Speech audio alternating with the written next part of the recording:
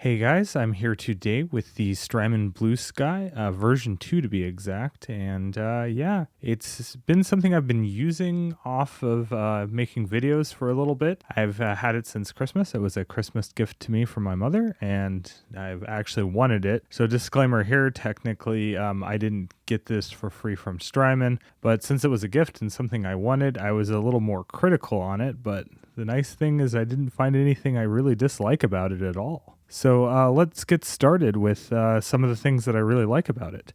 And I have the JX08 here from Roland going into the Empress compressor. I haven't done a video about this. I've been using this off camera a lot too lately, and it just makes a lot of my digital synths sound a little better, like a little more compressed, obviously, because that's what it's doing. And it's great for if you want to demo some patches that are wildly all over the place with volume levels. It really helps with that. Plus, the tone control really helps with a digital synth, in my opinion. For this, I have the tone control kind of rolled off. This will be on the entire time, so this won't actually be a variable. And it's going synth into the compressor, then into the El Capistan, and into the BlueSky. This is set into mono, so I have a mono path going in here, and I have stereo coming out there. This demo will be in stereo, but since the BlueSky sums to mono internally, I'm going to have the El Capistan just go in mono, so we won't get any problems there. So I wanted a fairly simple reverb that I could just throw on some tracks when I was prototyping some tracks, so I could have, obviously, reverb and not have to mess with it all that much when I was coming up with melodies and things like that. But I found that the BlueSky is actually way more powerful than I anticipated it being and sounding way better. So let's hear that. So here's my dry signal. Just a simple pluck patch. We'll do some other patches, but this will really show the reverb. No delay, we'll put that in later. And I have it set on plate. You can obviously see, that's one of the nice things about the BlueSky. Everything you see on the front is basically what you have it set for.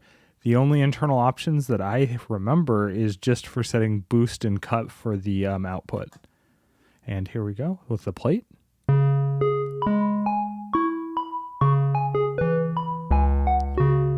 Now you might think that's not a really ambient plate, but let's turn up the decay, and this is where it gets magical.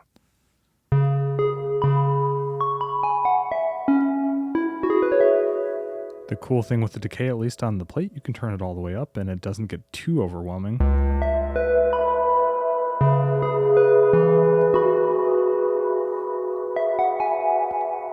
Have a little too much high in there, dial back a little. The high and low controls on the EQ here only really affect the wet signal, so that's nice. They're like dampening controls. So yeah, that's a really good plate in my opinion. Now here's where it gets really good. You turn on a little bit of light modulation there. Listen to those reverb tails. It's just wonderful. I never really crossed my mind that this was a super ambient pedal given how limited options it has, but geez, that sounds good. I do have the mix set to 50-50. You see it a little high there, but that's just how these pedals are. The mix being at 3 o'clock is basically 50-50. But yeah, let's go to deep mod on the plate.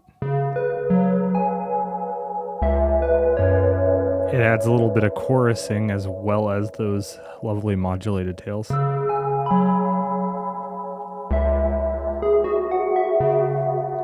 And as we'll hear in the room, one of the things is I was a little worried about the modulation control only having light and deep, that one of them just wouldn't be enough for me and I would have to just not use it. But the light modulation has turned out to be about the setting that I keep it on for instance, when I had the big sky or on the night sky, it's about there.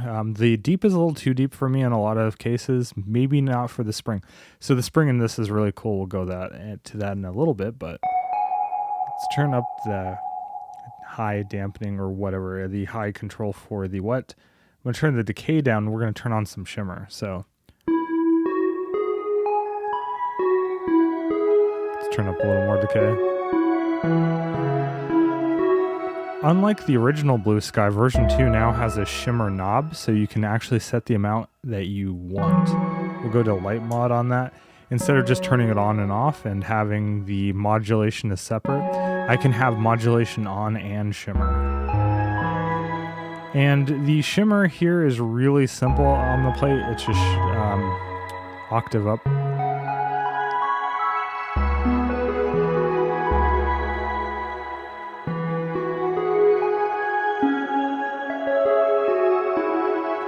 But I think that sounds good. Dial back a little bit there.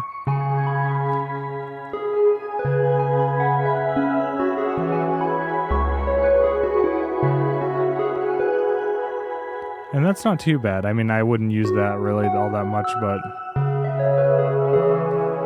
something like that is really nice.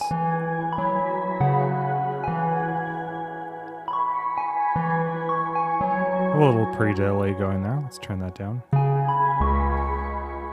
How far can the pre-decay go? Or delay, I'm sorry.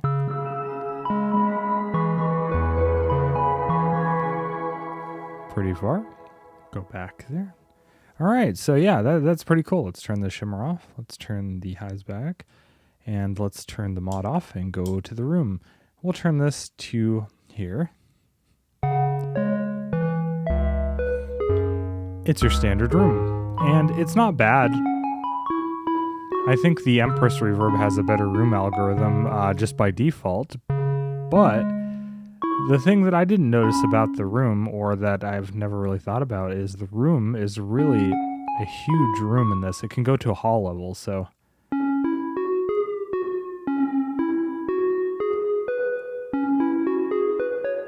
All right, we got a small hall there. Maybe an arena there. With the pre-delay there, you get a little bit of early reflections, I guess you would call it. So you feel like it's the sound is bouncing off the walls. But then, here's where it goes just amazing.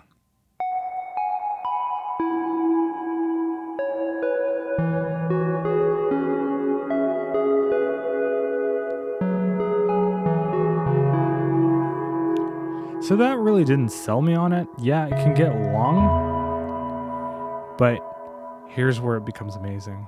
We'll change the mod to light, and now listen to the reverb.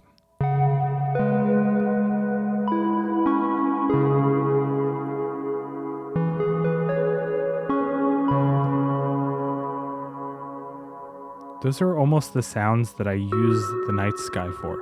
Now, don't mistake what I'm saying. The night sky is a far more capable reverb, and you just have so much more functionality, but that's a beautifully ambient sound out of a room algorithm. You wouldn't think of that out of a room algorithm. Listen to that decay. I'm going to turn it all the way up on the decay.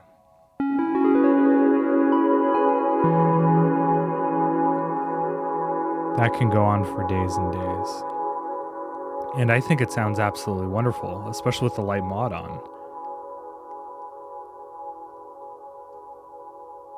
All right, I'm gonna go ahead and do another note and listen to the decay and listen to the reverb modulation on the tails.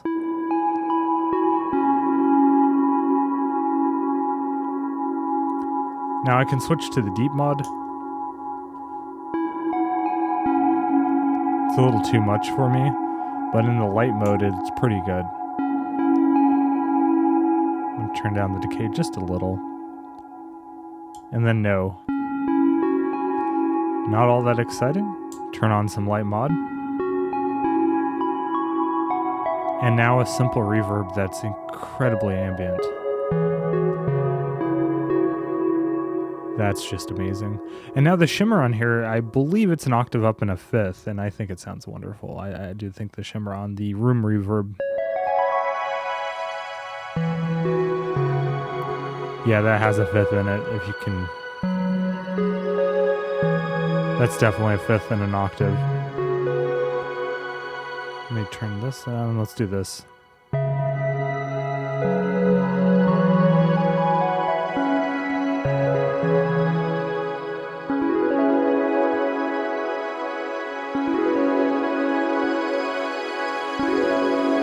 Way too much there.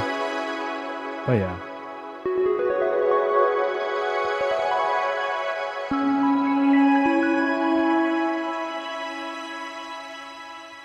Really beautiful. So yeah, again, simple reverb, easy to dial in. That's what I should say about the BlueSky. It's just so easy to get a good sound out of it. It's not like the Night Sky where you just have to sit there and really tweak it to get a perfect sound out of it, which I will have a video soon. People have been asking about my Night Sky, my settings that I use, especially in some of the songs. So I'm going to make a video where I go over what I use the Night Sky settings for. I mean, I've went over the Night Sky versus the Big Sky and a little other videos on it, but I'm going to do the settings I like. I'm going to do a few of the Strymon pedals I really like with the settings. I'm going to do one for the Night Sky eventually, one for the Volante, and one for these smaller ones. I will probably bring back the BlueSky. This one's so easy just to get a good sound, though. Like, it's almost always good. Just set what you want. Don't worry about it. Okay, I don't generally like spring reverbs, but the spring reverb on this is really good, but not for the reason you think. It's not for the overall reverb algorithm. It's for the shimmer on it. The shimmer is really cool. I see myself using it along with another reverb, as weird as that sounds, but let's get to that. So yeah, let's turn mod off. Let's turn the decay down. Let's not use pre-delay on this one. It's not a bad spring. It's got a little bit of drip, as they say. It has that percussive sound of the spring actually being hit with a signal.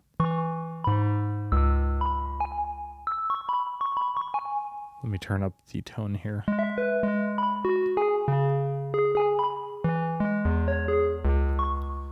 So yeah, let's turn up the decay. Now it doesn't sound like a spring anymore. Unless somehow you had a spring that went on for miles and you had enough input and gain on it and everything. But yeah, not too exciting. Let's turn on some mod. Sounds okay. Turn this down just a little. Deep mod. Turn this off again. And let's turn on the shimmer. Here's where it gets exciting.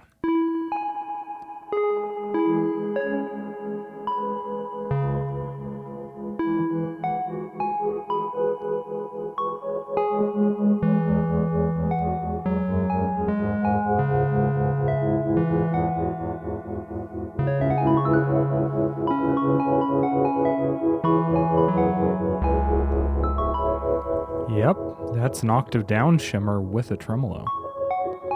I don't even like tremolos that much, but for some reason this just does it for me. It's really good.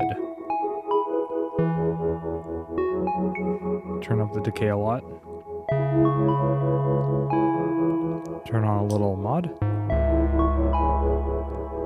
Let me actually play it properly.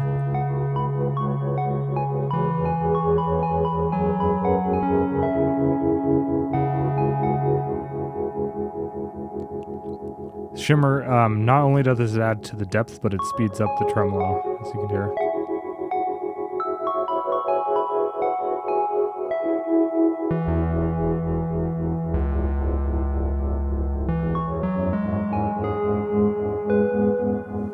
So here's my only complaint with the pedal. That setting, that shimmer, that really cool shimmer, I wish there was some option to have it set for the room.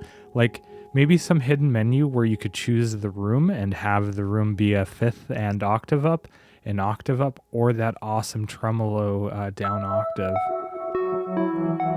That is literally the only complaint.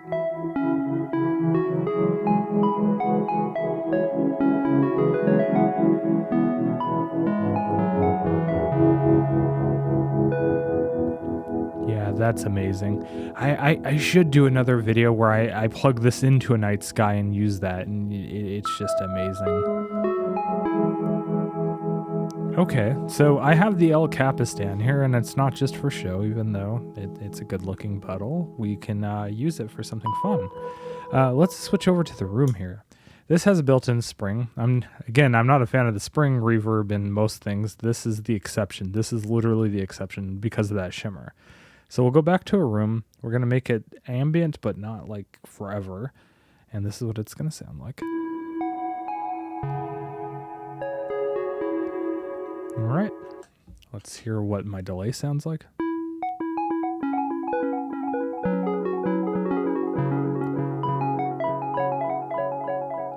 Let's give it a little more tape age. Like about there. Okay. Turn up a little bit of the high there. Let's give it a little pre-delay so it's not too muddy. Turn down a little bit of the mix.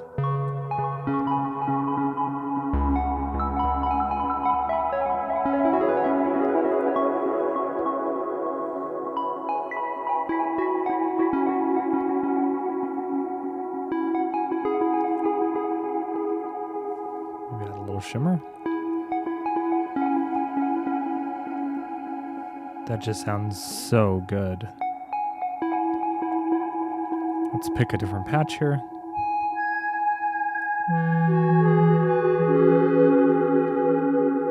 All right, maybe this one.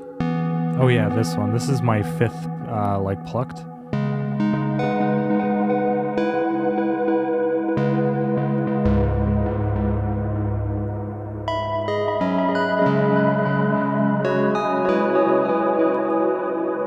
That's just otherworldly.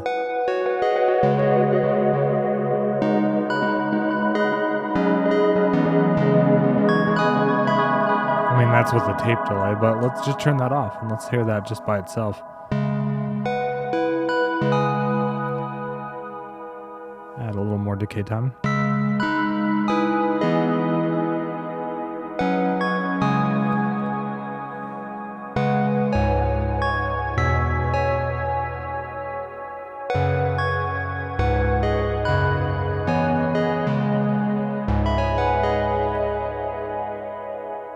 Just listen to that decay out. Let me go 50 again. 50-50.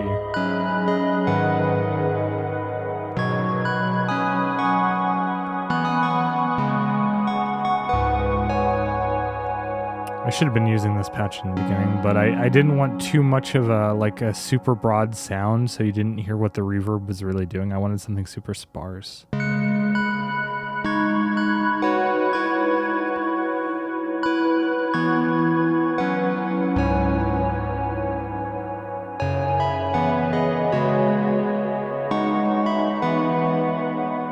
I'm used to playing with a patch that has a note and then an octave up on the second oscillator with this specific layout on my launchpad, but yeah.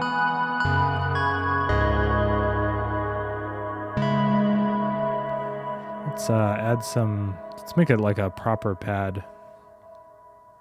Whoa, that's way too much attack. Whoopsie daisy.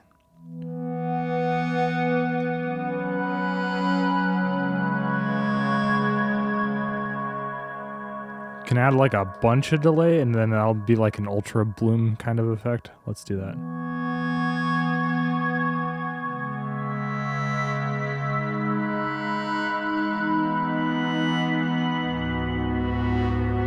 Turn the tone down there just a little.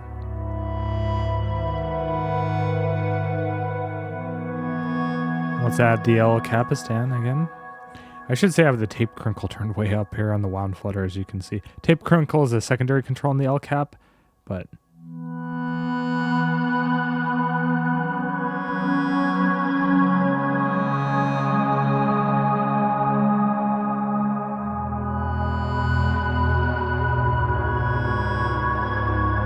let's turn up that low a little. Get some lows going in there, shall we?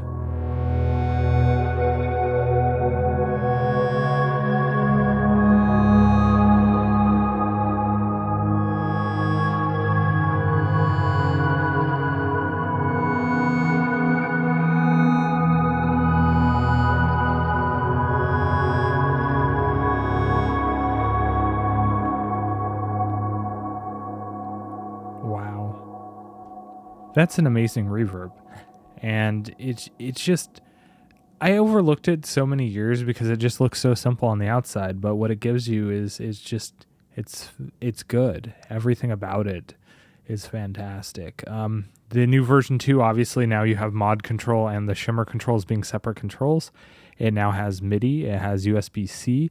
It's a little on the pricey side. Also, it has stereo input. Even though it sums to mono, that can be ideal in some situations where you want the dry path still to retain a stereo image, like when you're using some of the modulation effects out there. But it's a pretty good reverb. It is pricey, like I think I just said, but I think it's worth it, especially for what it does. I like all these version 2 form factor pedals that I've gotten from Strymon, the small form factor version 2s. They've all been fantastic. So far, I've had the Deco, the Dig, the El Capistan, and now the BlueSky, and I've found so much utility out of them. Yeah, they're not super deep, they're not super complicated, but sometimes that's what I want. I just want something to go and make a sound, so I don't have to worry about the effects, because effects chains are a big deal in my music, but I also need to work on a melody, because if you don't have anything going into the effects chain, it's not gonna, the music's not gonna write itself. So that's the nice part. If I have something simple where I can work out something quickly, then once I get a melody generated, maybe down the line, I'll use more complicated pedals, but I usually don't. I've been just gravitating towards these because they sound so good. So yeah, thanks for watching. That's my views on the Strymon BlueSky, the version 2 to be exact again. And I'll have more videos soon. These videos seem to be doing a lot better than I've been trying to throw in some budget pedals, but they haven't been doing as well as the Strymon stuff, which is surprising to me. I do have another budget pedal coming really soon that I'm actually really excited about. I think the NuX, the chorus videos did really well, which those are just fantastic sounding, even for any price range. But I have another NuX, one of these small form factor delays coming very soon. And I want to do a video on that because I love delays. And that one has a golden ratio mode as well. So it's a small form factor golden ratio for under $100. So look forward for that. I hope you guys will like that video. And yeah, like I said, future videos on some of Strymon, the version 2 stuff, and my Night Sky and the Volante favorite settings coming soon. Again, thanks for watching.